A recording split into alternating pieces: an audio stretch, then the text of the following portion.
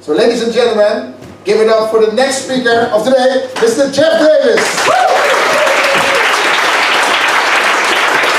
Look for that one point that you most resonate with and then go back and apply it and experiment with it in your work life. So that one point that your intuition says really works for you. So let's dive right into it. The first section is about improving the communication with your employees, which also means empowering your employees and putting your employees first. The first tip within this section is to be open about your challenges. Be open about your challenges. Your work challenges, not the last fight you had with your girlfriend over who burned the hook ball up. By the way, it was me. And I got yelled at pretty badly. This really happened.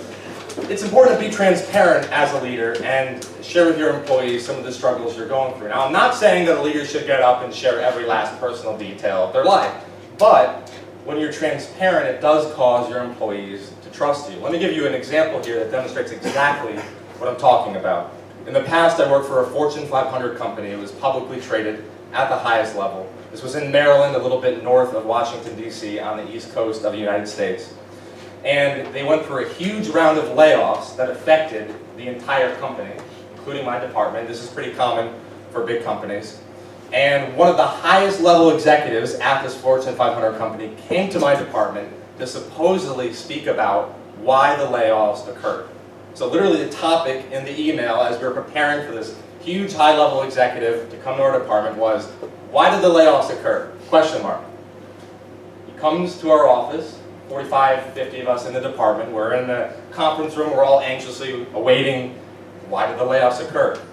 And I'll never forget, this high-level executive came in, and he did not once in his 40-minute speech mention the layoffs.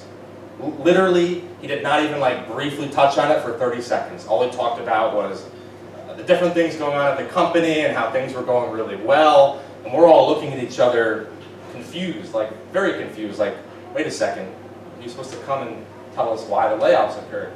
I mean, he had us sweating harder than that poor hook ball at 200 degrees. I mean, we were nervous out of our minds because here's what happened. Because he lacked transparency, the employees in my department assumed the worst, and they thought we were next. So this high-level executive leaves on his high horse. Everyone is too afraid out of their minds to ask him one question. So no one asked a single question. They were just too afraid that they would ask the wrong question and get fired, because so many people just got fired. He leaves, and I kid you not, people started freaking out. People started freaking out. I remember as I was walking back to my desk, one of my coworkers said, I'm applying for a new job right now. I got to get out of here. We're all going to lose our jobs. And then right as I was about to get into my cubicle, there was this one woman who was on Skype on her phone with her husband, and she was bawling her eyes out, crying uncontrollably. And she said, we're next. We're next. We're going to get fired next. I'm like, wow, this is crazy. We weren't next. The layoffs were done.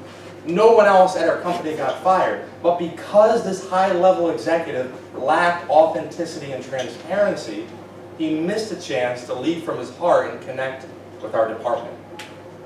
He could have been a little more open about why the layoffs occurred and then share exactly why we're still valued, why we're at the company, and then how we can move forward to improve conditions. So be open about your challenges, be transparent. It will increase trust and create an awesome culture in your company.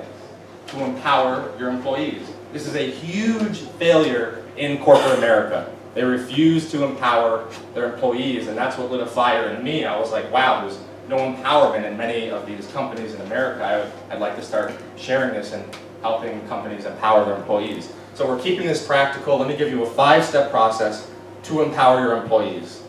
Final tip within this first section is to put your employees before money, power, and ego.